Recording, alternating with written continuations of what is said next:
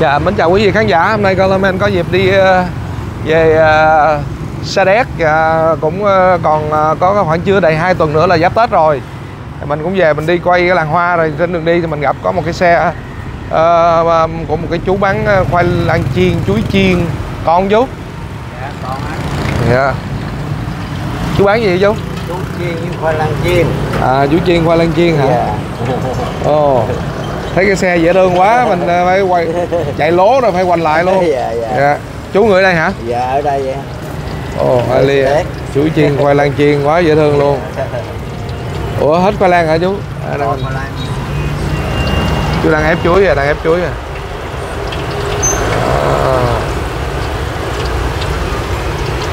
Chú hôm nay nhiêu tuổi chú? 71. Ồ, 71 rồi. Chà,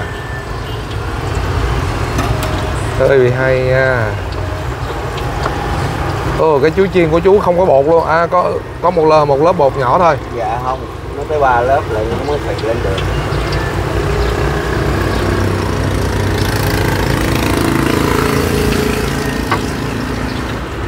Chú bán nhiêu năm rồi chú? Dạ, mới 7 năm mà. À, mới 7 năm hả? Dạ. Hồi xưa chú làm gì trước khi chú bán chuối chiên này? Hồi xưa làm ở hãng Châu Dừa. À, hồi xưa làm hãng dầu dừa. Dạ. Cái về hưu.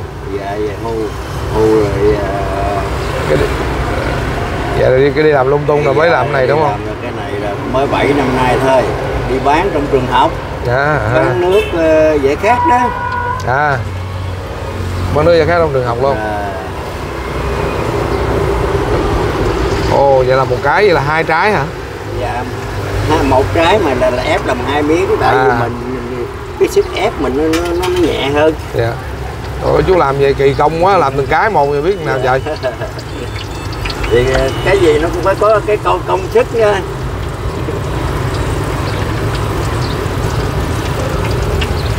Không, cái chú chiên mà chiên kiểu này mới thấy luôn á. Ha, ngộ ha. Chiên hồi lát nó phồng lên giống như cái bánh phồng luôn kìa. À, thêm lớp luôn kìa. À, lên lớp bột nữa. 3 lớp lên. 3 lớp bột. 3 lớp bột. À, bắt đầu là 1 lớp, và lớp này thứ 2 hả? Lớp thứ 2.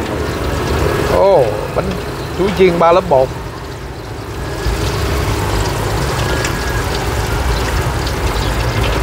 Ủa, nó có bột nổi không mà sao nó nổi được chú? Dạ không có sử dụng bột nổi đó. Không dùng bột nổi luôn? Dạ. Ồ, sao nó phồng lên hay vậy ta? Nó chỉ có bột nếp, chủ yếu nó là bột nếp luôn. Nếp mà có mè nó nhìn ngon ghê. Rồi đem để ra. Trời ơi, cái bán nhiêu mà thấy cực quá trời. 6.000 8 ngàn hả? 6.000. 6 ngàn, trời. Thấy chiên một cái này chắc, cái này chiên chắc phải 10, mất 6 phút. Dạ. Chiên rất là lâu, coi vậy cho nó lâu. Trời, cái kiểu này mà lên nếu mà làm tiếng rau mà giờ mà bán làm sao bán kịp trời. Thì mình làm từ từ, nó giờ lớn tuổi rồi, giờ đâu còn làm gì nổi nữa. Cô còn khỏe gì đó, thím còn khỏe không? Cũng đâu còn sức lao động nữa. Dạ. Bà cũng 71 rồi. À. Mà đàn bà 71 đâu có sức. Dạ. Còn mình thì ráng thôi. Rồi chú thím được nhiêu cha, có mấy cháu? 3 đứa. 3 đứa trai. 3 đứa trai luôn. Wow. Ở thành phố hết rồi. Học, nuôi ăn học rồi ở trển luôn. Tự lo luôn. Dạ. Không, coi như là không ai nấy giữ luôn. Dạ. Đây hai ông bà già tự bơi. Dạ. Thì nó đúng ra là bây giờ buôn bán nó chậm lắm, chậm hơn lúc trước nhiều lắm. Dạ, dạ. Rồi bây giờ là mình chỉ có nhờ con thôi. Lớn rồi chỉ còn nhờ con cái thôi. À, nhưng mà vẫn đi bán cho đỡ buồn hả chú hay sao? Đúng rồi, dạ, bán vậy cho nó khuây khỏa. Có bạn bè rồi ngồi ra đây ngồi chơi. Dạ. Nó đứt phải giá luôn hả? Giá chuối chiên mà giá chuối chiên giống như giá xe vậy. Tại vì nó đúng là tại mình lấy nó quá yếu, còn yếu bột á, nó chưa có chín rồi nó không có dai. À, dạ, dạ. Rồi ví dụ như bây giờ dai bắt đầu nó vô là nó nổi luôn. Dạ, dạ. Ồ, cực quá, cực. Ngày chú bán khoảng nhiêu trái như Cỡ này bán ít lắm, chậm nữa. Ngày được 50 trái không? Không được đâu. Trời. Kinh doanh bây giờ đâu có phải như ngày xưa. Ngày bán ở đây là cái cầu nhà thờ, cầu Hòa Khánh. Cầu Hòa Khánh. Đúng rồi. À, chú đứng bán cái cầu Hòa Khánh á. Quý vị khán giả nào mà yêu thích chương trình Tiếng Rao để ý chú nha, có đi ngang ủng hộ chú. Còn để coi mình xem comment đi đâu cho dưới này. Rồi sao biết comment luôn ghê vậy? Wow. Trên mạng mà không biết vậy thôi vậy. Dạ hôm nay đi về mua bông. Đi về xe đét mua bông về cho bà xã. Dạ. Cứ Tết là phải đi mua bông mà năm nay không có tiền mua trên Sài Gòn nên là thôi xuống xe đét mua cho nó rẻ. Không dám đâu.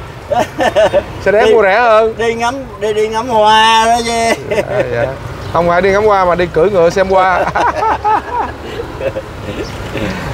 Lời chú tên gì chú? Chú tên chú Hải. Chú Hải, trời ơi.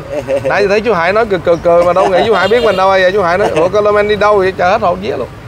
Biết chứ. Hôm trước có làm cho cái cô chú bán bánh canh ngọt. Cô đúng rồi, cô bà già rồi giờ ông bà giờ là hết làm nổi rồi. Còn chú nghe nói chú mất rồi, chú bị ung thư vòng họng, trời ơi. Nãy tính ghé vô thăm thấy biến mất. Với chú, 1 tuổi với tôi đó chứ. Ồ vậy hả? Dạ. Ồ tội nghiệp. Bởi vì nhiều khi ngó đi ngó lại một cái là tới già tới gần đi rồi. Tới gần đi. Bây giờ mình sống cho vui vẻ, sống đừng có gì suy nghĩ. Sao mình giờ mau quên quá. Nãy chú nói chú tên gì không quên này? Tên Hải. Tên Hải, chú Hải. Cái này kiểu này là mau chắc là mau lẫn lắm nè. Chú Hải năm nay 71 tuổi.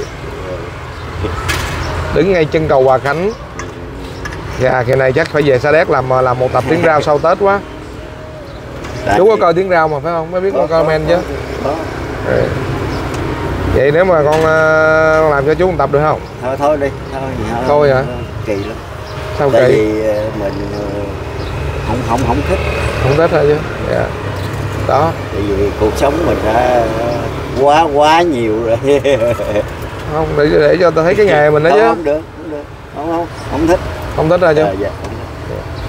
Tại vì mình thôi cứ vậy là vui rồi đúng không? Đúng rồi, cái gì sống vui vẻ là tôi sẽ đã quyết định với con em là sống làm sao vui vẻ, an nhàn được rồi, đừng có tham quá. Rồi. Tham vọng là thất bại. Hay chưa? Nghe có cái gì khán giả nghe chú Hải nói một câu rất hay không? Rồi, nói chung là sống được là đủ rồi. Dạ đúng rồi. Rồi, đừng có ham quá. Thêm nhiều cũng không được nhiêu. Không được. Cái số chẳng có gì cái số. Ôi hay quá. Ủa khoai lang thấy chú ít có bán khoai lang, làm khoai lang đó vậy? Khoai lang có làm sẵn đó. Rồi ai lại đó mình mới chiên lại. Không mà cái chú chiên này hơi độc đáo nha.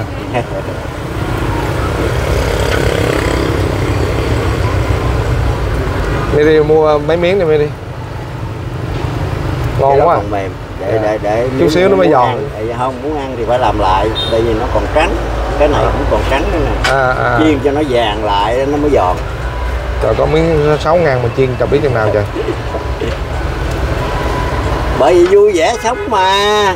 Yeah. Trời ơi thấy chiên nãy giờ vòng chưa xong luôn trời ơi. Cái gì nó phải từ chứ.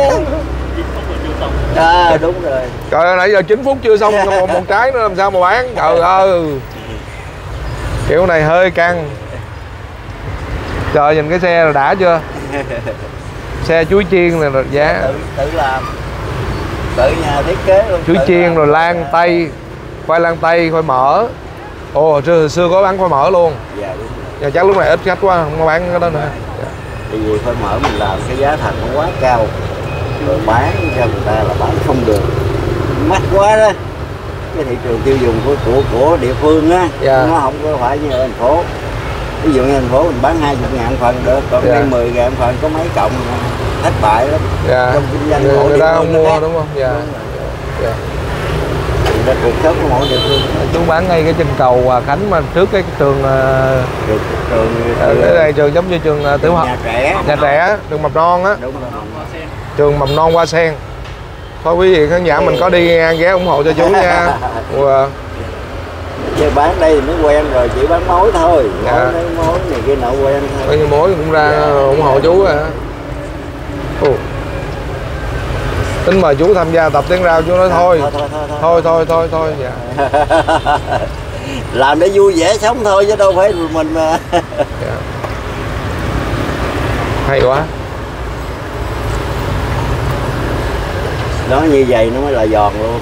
Nhưng mà nếu mà mình làm một lần là nó không bao giờ giòn, để lên đó nhưng sự thực tế ai mua mình mới làm lại. Nó như vậy nó mới giòn nữa. Vậy mới giòn. Làm công phu quá trời ơi.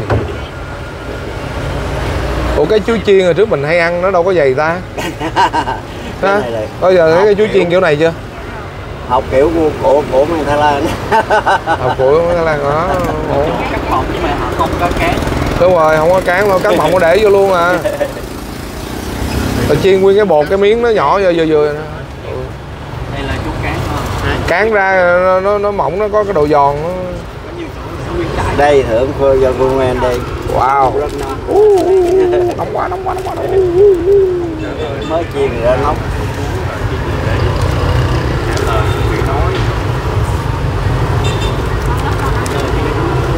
Nóng lắm. Nó phải từ từ. Chắc chưa? Được rồi đó. Rồi. Ngon rất ngon hả? Cái chuối mà cái vị chuối nó rất là đậm đà luôn. Chuối nó phải mùi. Chuối nó chín mà nghe cái vị chuối rất là đậm luôn.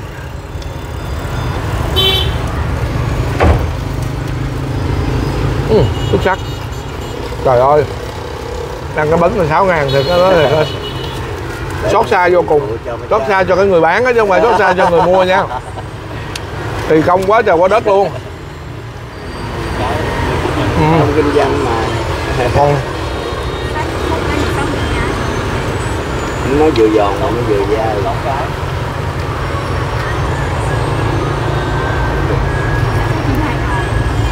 giòn nó dai mà nó thơm, nó giữ được cái mùi chuối bên trong á. Bên trong cái vị cái chuối nó vẫn còn tươi luôn. Đây để cho tiền cháu. Nó nguội cái đã, để sợ nó nóng quá mấy cháu ăn không được thôi. Dạ. Nóng quá nó ăn ngon. Bán hàng có tâm dễ sợ luôn. Nóng quá nó chịu cho đấy. Bên đây cầm ra. Rồi một vụ đó, xếp của con đó.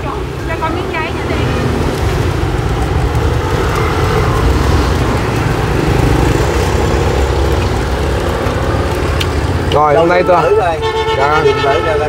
coi chất lượng như thế nào. Cái này gọi là bán, chú Hải là bán hàng gì đam mê nè.